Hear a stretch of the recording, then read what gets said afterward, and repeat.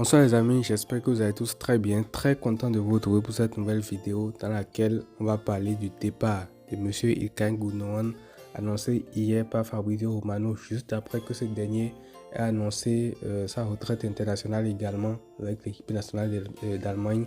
Mais ici on va parler plus de ce qui concerne le Barça, quelle implication ça aura, surtout en sachant que la saison passée ce joueur-là a été le meilleur joueur du Barça tout simplement parce qu'il y a des débats avec d'autres joueurs, mais moi je pense quand même que sur ce qu'il a montré et surtout sur la régularité, parce que quand les Pedri, les De Jong, tout cela était blessé, il était toujours là, il était toujours présent et il a toujours répondu présent quand on avait besoin de lui. Donc dans cette vidéo là on va revenir sur l'actualité qui parle de son départ et moi je vais vous donner mon avis par rapport à ça et quelle serait la suite pour le Barça. Déjà, de ce qui est sorti des médias, on a compris que soit le club a essayé de nous duper, c'est-à-dire l'information qui est sortie, c'est que apparemment Hansi Flick aurait voulu que le Barça mette un pressing très intensif et la présence d'un joueur comme Lewandowski qui ne presse pas forcément, en tout cas pas à haute intensité, fait déjà que Flick a l'impression de perdre un joueur en pressing et plus Ilkay Gundogan aussi qui se fait vieux, qui presse beaucoup moins que quand il était jeune, ce qui est forcément logique. Ça fait que Flick ne veut pas le conserver également. Mais moi j'ai envie de dire par rapport à ça, est-ce que aujourd'hui on peut être aussi naïf à ce point-là pour croire cette information? Parce que Gundogan, c'est pas aujourd'hui que Flick et lui se connaissent, ce sont deux hommes qui se connaissent depuis un bon moment. Depuis que Flick était sélectionneur de l'équipe nationale d'Allemagne, ces deux hommes qui se connaissaient, c'était lui le capitaine de cette équipe-là. Donc je pense que s'il y avait eu un truc comme ça depuis le début, Flick aurait informé Gundogan depuis la pré-saison et du coup il aurait pu préparer son départ depuis très très longtemps. Mais là en l'occurrence on apprend que c'est à la fin du mercato maintenant que on veut forcer un petit peu pour ce départ là, ça me paraît quand même assez louche. Et connaissant également la situation économique du Barça, sachant que Gundogan c'est l'un des meilleurs salaires du Barça et sachant que jusqu'à l'heure actuelle on n'a pas encore inscrit Dani Olmo, moi l'équation me paraît quand même parfaite pour comprendre que la direction a voulu dégager tout simplement Gundogan pour pouvoir libérer assez de masse salariale et pour pouvoir inscrire un joueur comme Dani Olmo que tu vas chercher du côté du Leipzig. Et également j'espère que cette actualité-là va permettre à tout le monde de voir que, en vrai, le problème du recrutement de Nico Williams, ce n'était pas la volonté du joueur de venir au Barça ou pas. Parce qu'il y a beaucoup qui pensent que il a refusé le Barça, c'est un arrogant, ceci, cela, le train ne passe qu'une fois et tout. Moi, à titre personnel, je ne connais pas les tenants et les aboutissants de l'histoire, mais je pense quand même que Nico a dit oui au Barça. La preuve, dernièrement, il était interviewé dans la rue et il a dit de demander en gros à la direction du Barça pourquoi lui n'est pas venu. Donc je pense que le joueur était d'accord pour venir au Barça, mais il demandait quand même certaines garanties comme le fait d'être inscrit. Et là en l'occurrence on l'observe avec Daniel Olmo qui jusqu'à aujourd'hui n'a pas encore été inscrit, n'a pas commencé à jouer un match. Avec tout ça, Nico Williams ne pouvait pas donner d'assurance, ne pouvait pas garantir qu'il allait rejoindre le Barça, ne pouvait pas en gros parler publiquement pour qu'après ça lui retombe dessus, parce qu'avec le Barça tu n'es pas sûr de quelque chose. Donc bref, je m'éloigne un peu du sujet, on revient sur le cas Gundogan.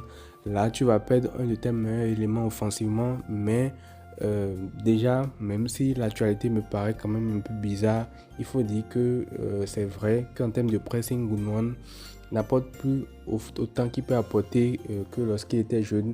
Mais tu perds quand même un joueur d'expérience, un joueur qui peut être dans ton 11 type, parce que Gundogan c'est pas du tout un remplaçant. Même si toute l'équipe est là, c'est un joueur qui aura un rôle très très important. Donc tu perds en qualité d'office dans ton 11. Maintenant, quand on va parler plus réellement, les circonstances atténuantes, c'est que tu as beaucoup de joueurs de son profil dans l'équipe. Tu as Pedri qui peut jouer comme lui, qui peut apporter autant que ce qu'il peut apporter dans l'équipe. Peut-être sans l'expérience bien sûr, mais il peut jouer le rôle en quelque sorte. Tu as plein d'options à ce poste numéro 10 là. Tu as Dani Olmo aussi qui vient d'être recruté, donc c'est peut-être un palliatif pour ça aussi. C'est peut-être justement pour ça aussi qu'il a été recruté et je comprends, ça va libérer aussi un peu de place pour les jeunes comme Pedri, Gavi. En gros, il y aura beaucoup plus de place pour ces jeunes-là au milieu du terrain, en sachant que les De Jong vont revenir, Olmo aussi est là et tout. Donc je pense que ça va laisser de la place à ces jeunes-là et ça va permettre également d'avoir un effectif restreint par plusieurs joueurs dont les caractéristiques sont pratiquement les mêmes et tout. Mais on va pas se leurrer, tu perds quand même un joueur de qualité et surtout ce qui moi me dérange le plus c'est le manque de clarté de la part de la direction. C'est ça qui me dérange le plus parce que au début du mercato, c'est Laporta lui-même qui était allé dire publiquement que le Barça est dans une très bonne situation, que le Barça allait revenir très bientôt un pour un et que le Barça aujourd'hui pouvait se permettre de signer des joueurs comme Nico Williams. Mais là, actuellement, tu en es encore à faire un mercato où on ne sait pas là où on va. Tu as ton meilleur joueur de l'année passée qui quitte le club, certes pour des raisons économiques, certes, mais là où moi je veux en venir, c'est que j'espère sincèrement que Laporta a prévu de faire un gros coup avec le départ de Gundogan, parce que quand tu libères autant de masse salariale qu'on le suppose dans la presse et tout, tu dois quand même avoir un plan derrière. Tu dois forcément aller recruter un truc qui manque dans l'équipe, parce qu'aujourd'hui, quand on fait le point du mercato, un mercato c'est censé améliorer ton effectif, mais là quand on fait le bilan, il y a eu des départs. Il y a eu Joao Félix, Joao Cancelo qui ne vont plus revenir. Je pense qu'on l'a tous compris. Maintenant, ils ne vont plus du tout revenir. Tu as Gundogan qui va partir maintenant également. Tu as Vitor Roque qui va sûrement partir dans les dernières heures. Tu as Ferran Torres qui, lui, refuse absolument de partir. Moi, je ne pense même pas qu'il partira.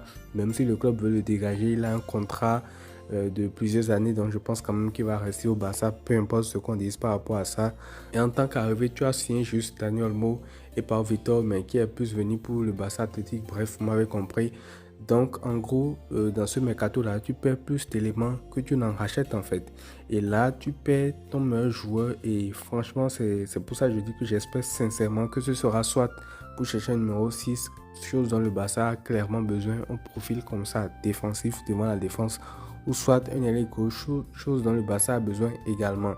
Moi, ça me ferait vraiment bizarre de perdre Gundogan comme ça. C'est pas facile à le dire, hein, parce que là, je parle, on a l'impression peut-être que la perte n'est pas aussi énorme que ça, mais non, parce que là, tu perds un joueur qui, comme je l'ai dit, c'est un joueur de classe mondiale, un joueur d'expérience qui peut te faire passer un cap dans les matchs très importants et tout. Tu le perds, certes, tu libères de la masse salariale, certes, tout ça, je suis d'accord et tout.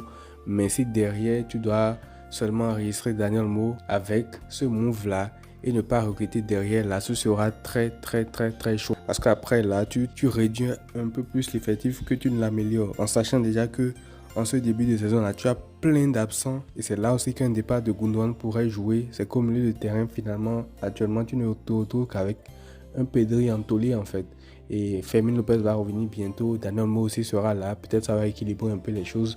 Mais tu vas devoir compenser également avec la présence des jeunes parce que jusqu'à l'heure actuelle, on ne sait pas encore si De Jong sera de retour bientôt ou pas. Donc, tout ça fait qu'en ce début de saison-là, ça va être très dur. Sans compter l'absence également de joueurs comme Araujo en défense centrale. Donc, à voir ce à quoi l'équipe va ressembler, surtout en ce début de saison. En deuxième partie de saison, il y aura plein de titulaires qui vont revenir et tout, mais tu as quand même une bonne moitié de saison à jouer avec une équipe qui, pour le moment, s'annonce quand même beaucoup plus amoindrie que renforcée.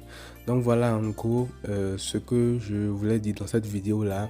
C'était pour revenir rapidement sur les départs de Gundogan et aussi, petit point sur son passage, il a quand même été comme je l'ai dit, l'un des meilleurs joueurs du Barça la saison passée. Il a fait 14 passes D. Je pense qu'aucun milieu de terrain du Barça n'a fait autant de passes D au 21e siècle, d'après une stat qui est sortie et tout.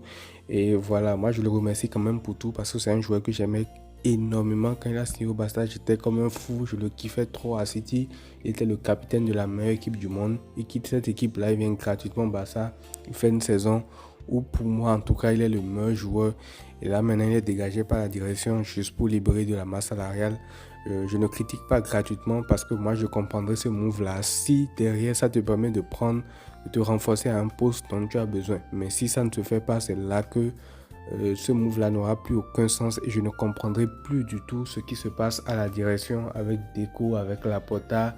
Parce que là, si tu ne fais aucune acquisition derrière, je me répète, hein, mais c'est un truc que j'essaie quand même de faire comprendre. Si là, tu ne fais aucun recrutement derrière, c'est qu'on ne sait plus là où le Barça va. On va se demander finalement c'est quoi le projet de cette direction-là. Donc bref, voilà, c'est tout pour cette vidéo-là. On se retrouve très bientôt pour une nouvelle vidéo. Prenez tout soin de vous les amis et à très vite.